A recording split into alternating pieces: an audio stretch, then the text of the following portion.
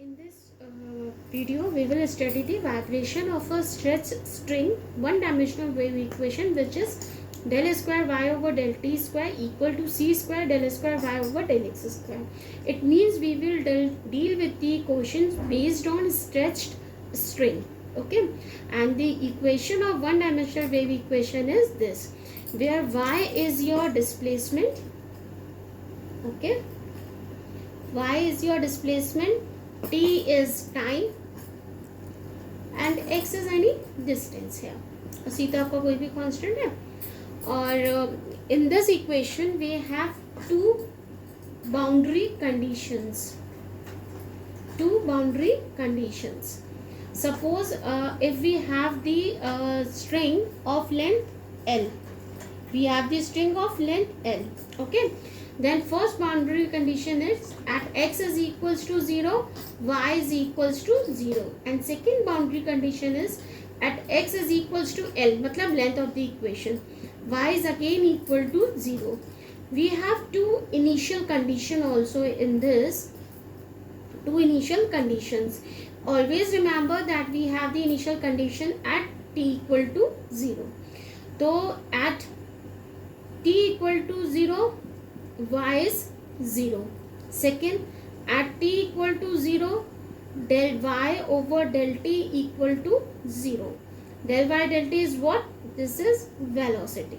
This is also known as velocity or initial velocity. Why the word initial velocity?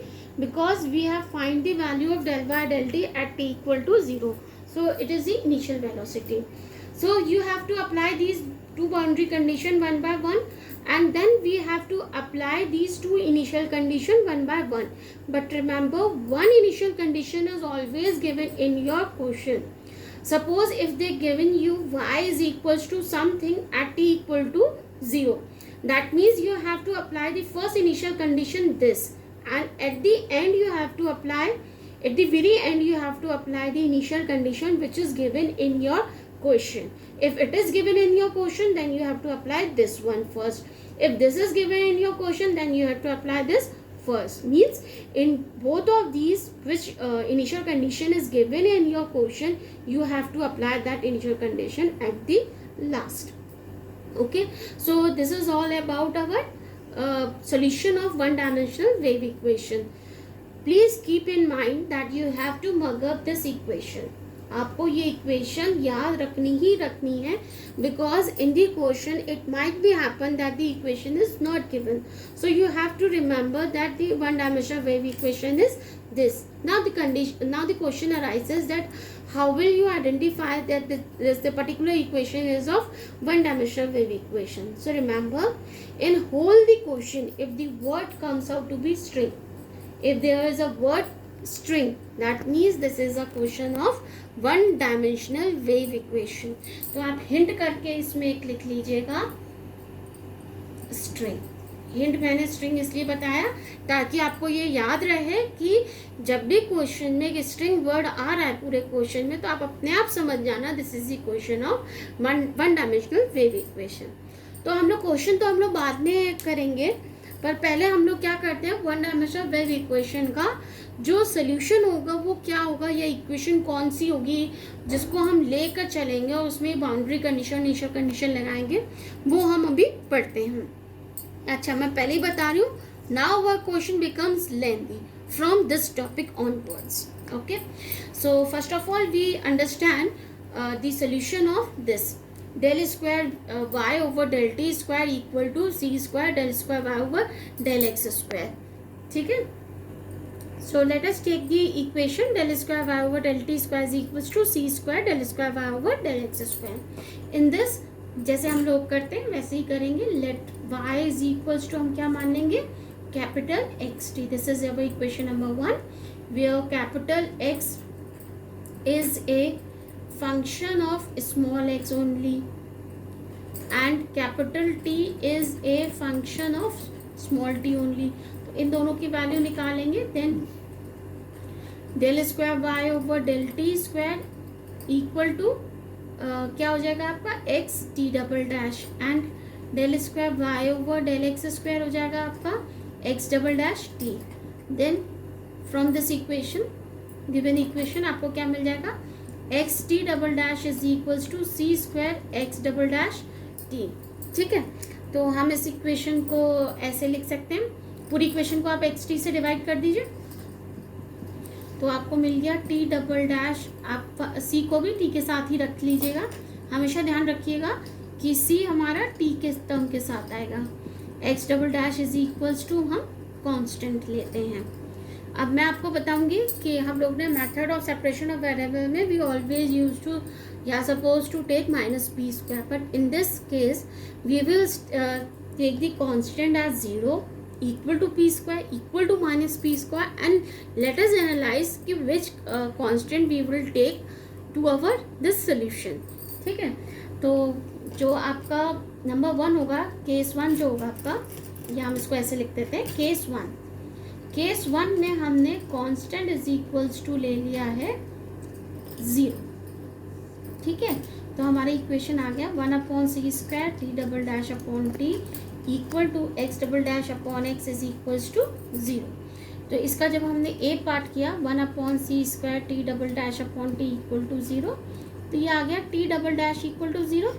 हम इसको ऐसे लिख सकते हैं D square t equal to 0, जहाँ आपका डी जो हो जाएगा वो हो जाएगा डी ओवर डी टी।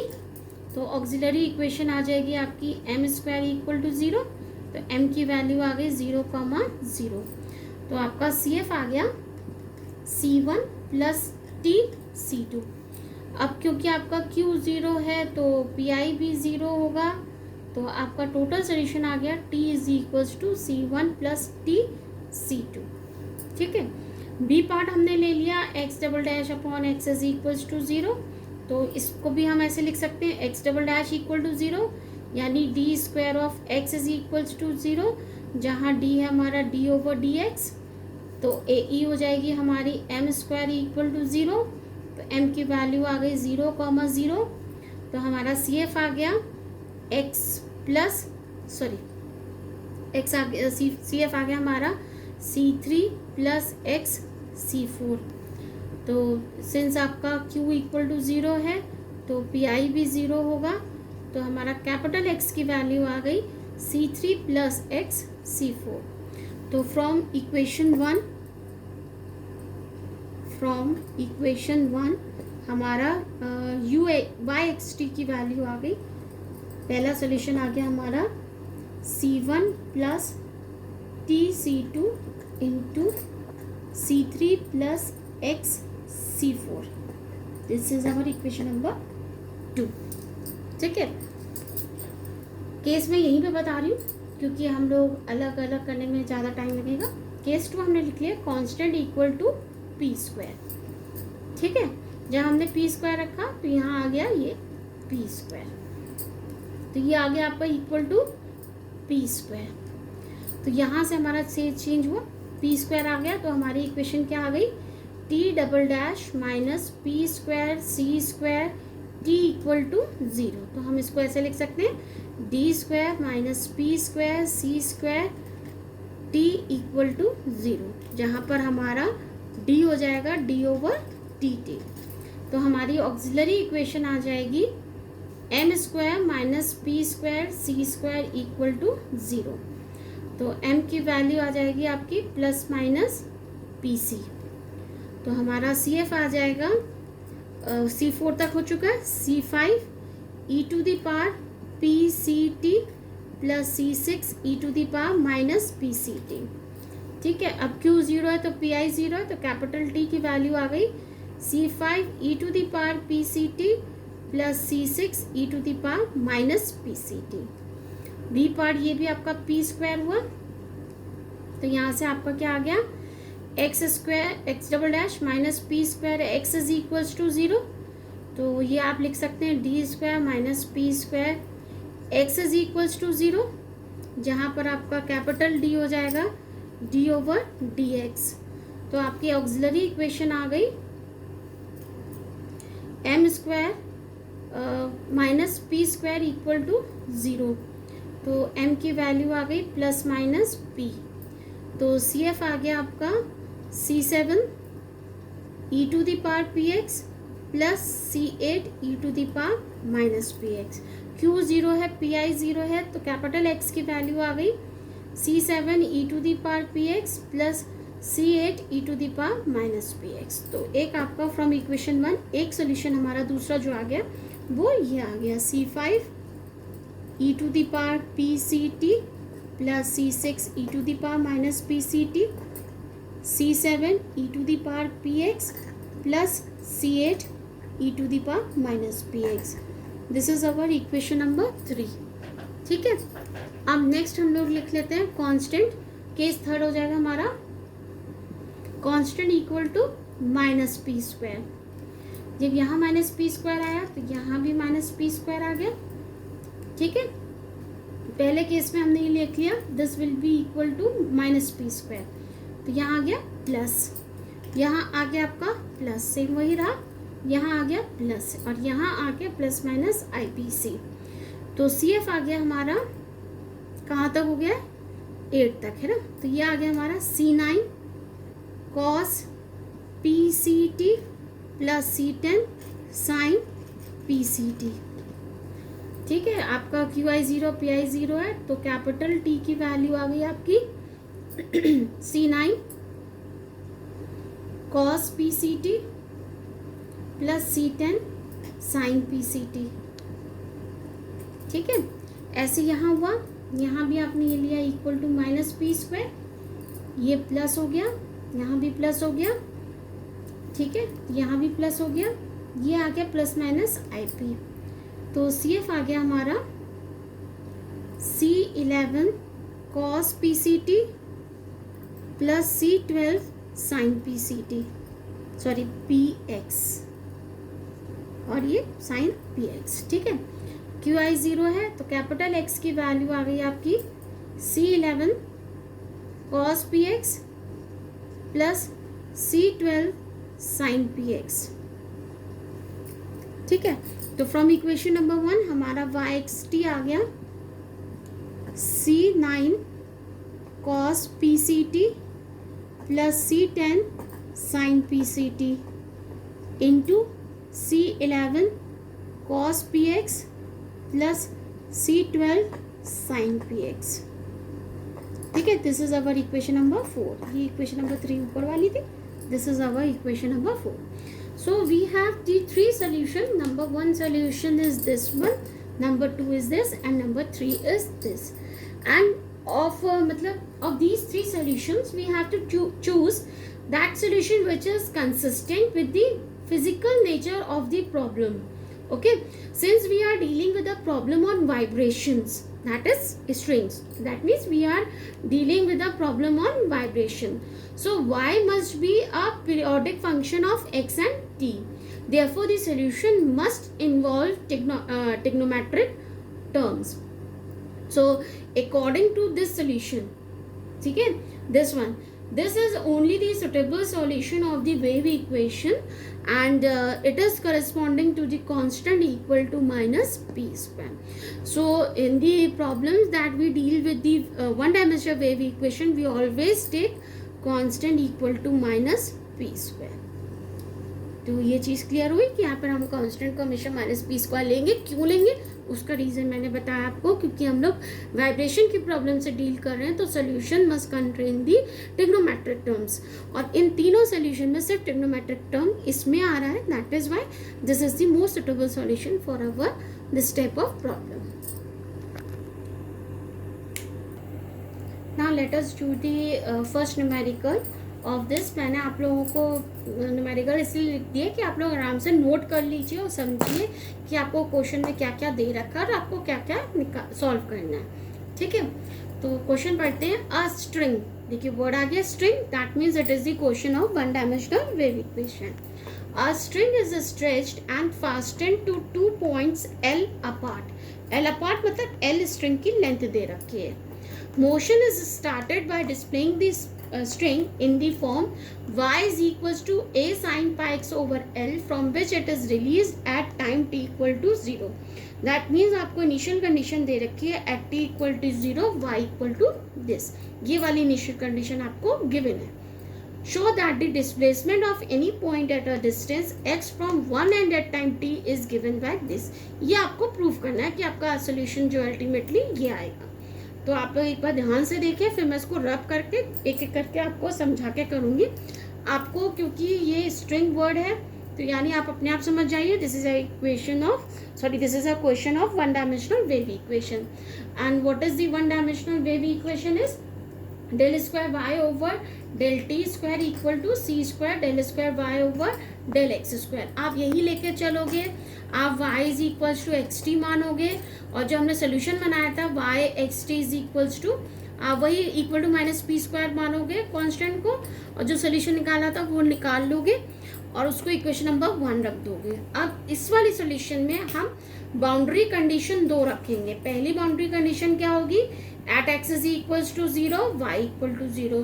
दूसरी बाउंड्री कंडीशन क्या पुट करेंगे, at x is equals to L y equal to 0, length L है. ठीक है, फिर हमारी 2 इनिशियल कंडीशन होंगी. पहली, क्योंकि हमें y की वैल्यू गिवन है एट t इक्वल टू 0, तो पहली कंडीशन हम लगाएंगे at t equal to 0 del y over del t equal to 0, ये हम पहली लगाएंगे. और लास्ट में हम लगाएंगे दूसरी initial condition at t equal to 0 y is equals to a sine pi x over l. ये देख जो गिवन है ये आप एंड में लगाओगे, और जैसे ही लगाओगे जो आंसर आएगा वो ये वाला आंसर आएगा. ये अच्छे से नोट कर लीजिए पेपर में और देखिएगा मैं कैसे कैसे सोल्यूशन करती हूँ, इसी वे में करूँगी और आंसर आप मैच करिएगा. ठीक है, now let us do the solution of this. आप देखो हमने इसमें ले लिया लेट डेल इस नहीं लेट मी आपके आप ये लिख लोगे वन डायमेंशनल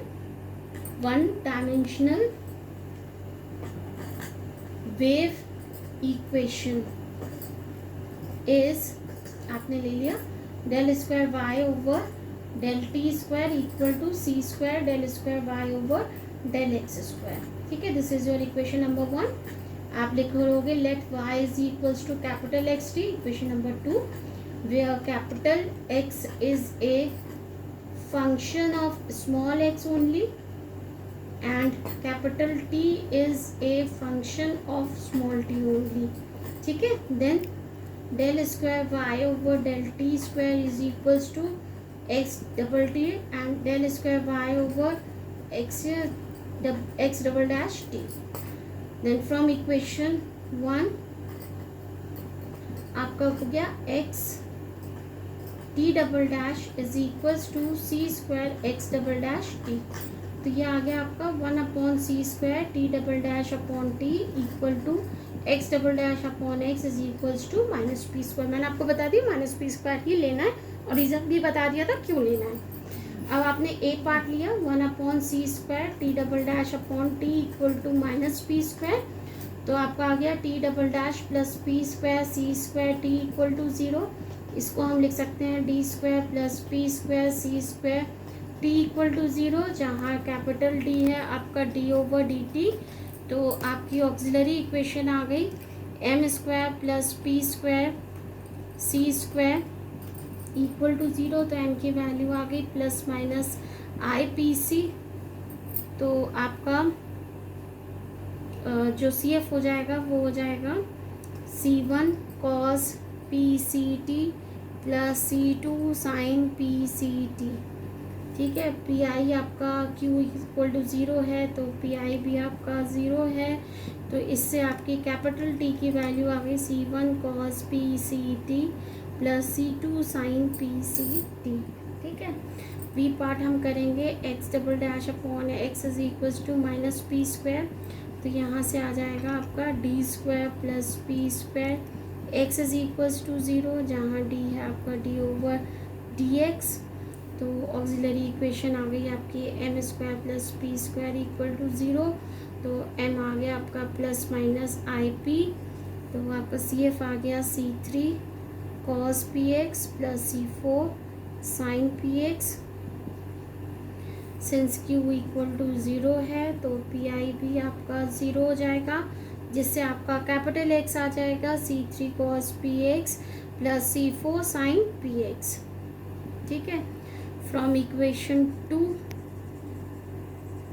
आपका आ गया y x t is equals to C1 cos PCT plus C2 sin PCT, C3 cos PX plus C4 sin PX. This is your equation number 3. ठीक है, अब यहाँ से हमारी बाउंड्री कंडीशन और इनिशियल कंडीशन अप्लाई होनी शुरू होगी. तो आप लिखोगे in equation 3 put at x is equals to 0 y equal to 0. ठीक है, तो आपने यहाँ पर क्या रखा, y की जगह 0 पुट कर दिया और x की जगह 0 पुट किया. तो t वाली वैल्यू तो हमारी एज इट इज़ आ गई. इस पर तो हमें कुछ भी टच नहीं करना, ये हमने एज इट इज़ लिख दिया. और जब हमने x की जगह 0 पुट किया है तो cos 0 1 होता है, खाली C3 आया, sin 0 तो 0 होता है, तो ये 0 हो गया. तो यहाँ से हमें किसकी वैल्यू मिल गई, C3 की इक्वल टू 0. क्यों इनकी क्यों नहीं मिली, क्योंकि हमने x पे कंडीशन लगाई तो हम x से ही रिगार्डिंग देखेंगे. C3 की इक्वल टू 0 मिल गया. C3 इक्वल टू 0 आप रख दो अपनी इक्वेशन नंबर 3 में. ठीक है, तो आप लिखोगे देन इक्वेशन 3 बिकम्स y, थोड़ा लेंथी क्वेश्चन है तो मैं कोशिश करूँगी धीरे, नहीं तो रब करके लिख देंगे. y xt is equals to C3 हमारा 0 हो गया, तो आ गया C1 cos PCT plus C2 sin PCT into C3 0 है तो ये आ गया C4 sin PX. This is your equation number 4. अब in equation 4 put y equal to 0 at x is equals to l. This is your boundary condition 2. ठीक है, तो y की जगह तो 0 रख दिया और x की जगह आपने क्या रख दिया, l. तो t वाला टर्म तो आपने टच भी नहीं किया. ये क्या आ गया, C4 sin PL. ठीक है, तो मैंने आपको बताया था कि जब ऐसा आता है तो हम C4 के लिए कह नहीं सकते, बट हमें पता है sin PL 0 हो सकता है और 0 की जगह हम क्या रख देते हैं, sin n पाई, जैसे हमने method of variation of parameter में किया था, sorry method of separation of variable में किया था. बिल्कुल वही वाला है. यहाँ से साइन और साइन कैंसिल आउट होगा, p की वैल्यू आ जाएगी n पाई ओवर l. हर क्वेश्चन यहाँ तक हमेशा सेम होगा वन डायमेंशनल वेव इक्वेशन के लिए. बस l अगर आपकी कोई और लेंथ दे रखी है तो वो चेंज हो जाता है, बाकी हर क्वेश्चन आपका यहाँ तक सेम है. ठीक है, पुट द वैल्यू ऑफ, या फिर आप ऐसे लिख दो देन इक्वेशन 4 बिकम्स, आप बस p की जगह क्या रख दो, n pi over l.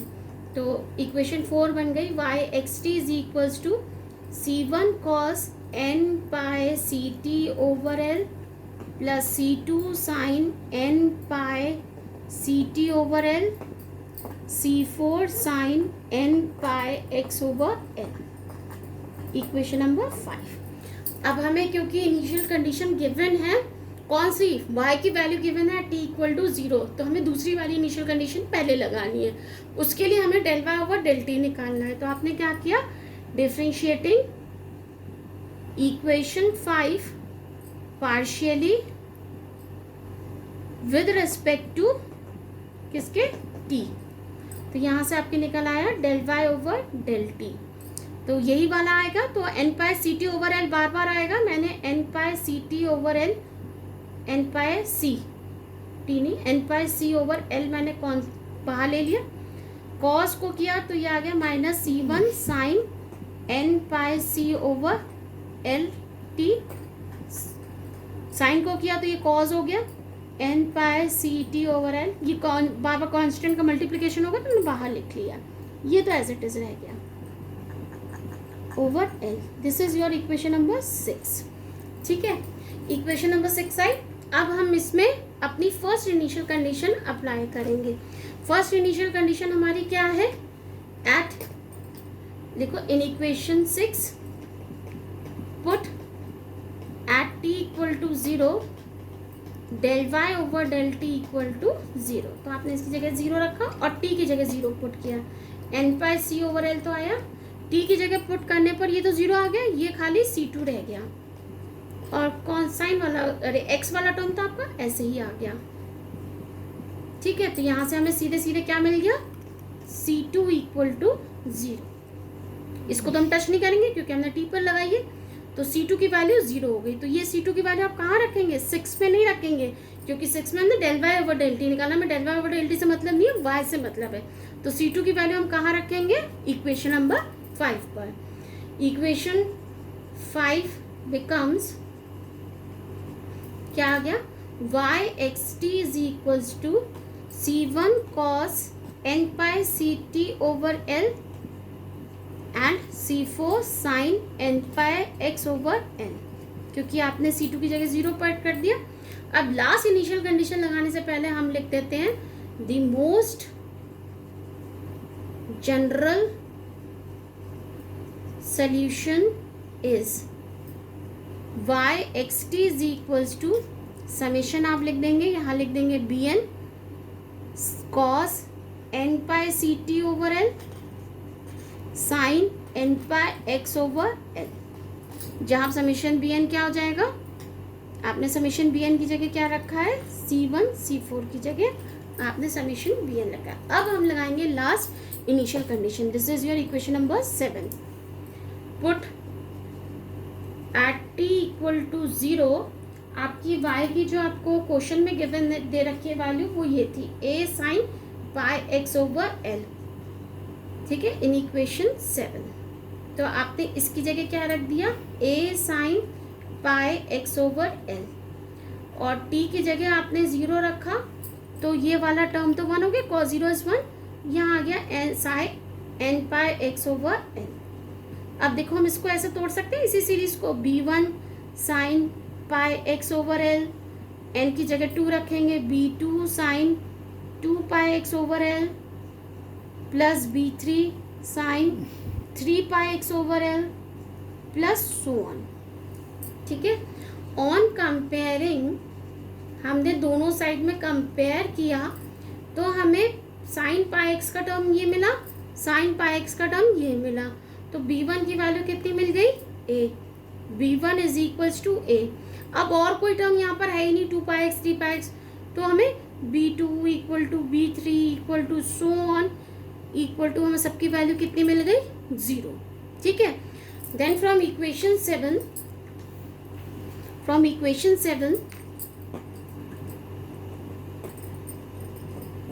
We have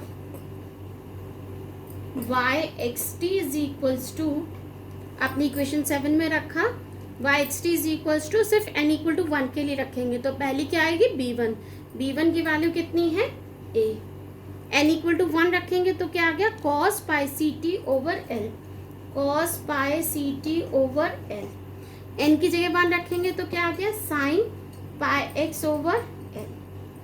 ये आ गया हमारा सोल्यूशन, फाइनल आंसर। क्यों आ गया फाइनल आंसर, क्योंकि बाकी सब b2 b3 0 अगर हम यहाँ रखेंगे तो ये टर्म 0 होगा, तो बाकी पूरा टर्म ही 0 होगा मल्टीप्लिकेशन में, तो फाइनली आंसर हमारा ये आ गया।